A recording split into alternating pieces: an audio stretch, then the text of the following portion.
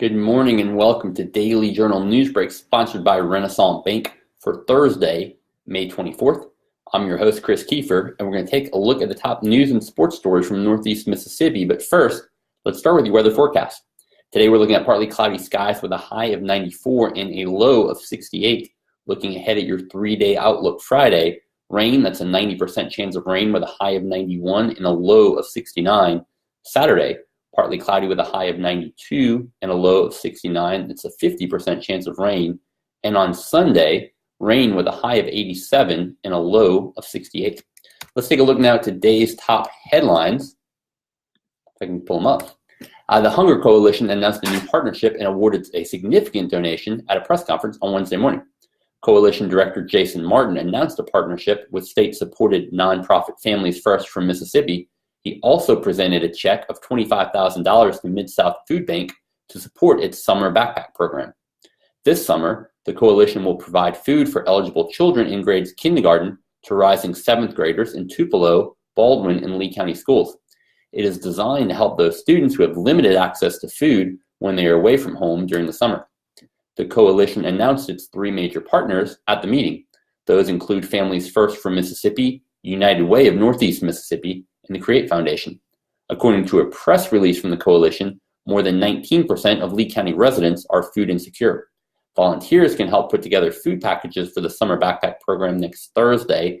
That event will take place from 1:30 to 3:30 p.m. at the Bancorp South Arena. United States Representative Trent Kelly will be the keynote speaker during the City of Tupelo's 10th annual Memorial Day service. The ceremony will be held on Monday at Veterans Memorial Park. It will begin at 9 a.m. and last about 45 minutes. Kelly also will lay the memorial wreath during the ceremony. He is no stranger to veterans or military service. Kelly is a brigadier general in the Mississippi National Guard and has served 3 tours of duty in the Middle East. Tupelo Parks and Rec is preparing for the 10th anniversary program by installing about 20 new flagpoles along the avenue toward the J.T. Neely building.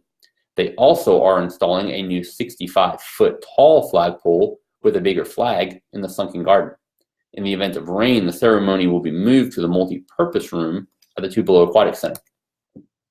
Randy Sparks of Belmont pleaded guilty on Monday to conspiracy to transport property taken by fraud in interstate commerce.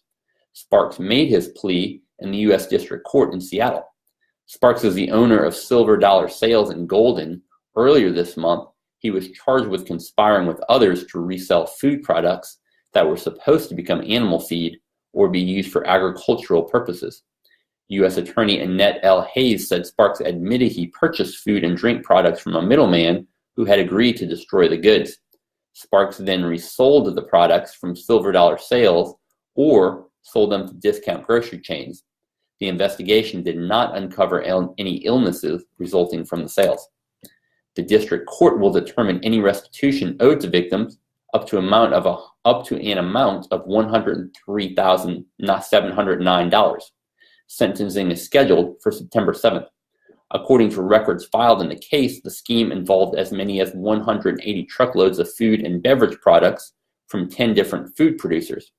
It was investigated by the Food and Drug Administration. And in sports, the 2017-18 sports year may be drawing to a close, but there is a lot of work taking place at various venues on Mississippi State's campus.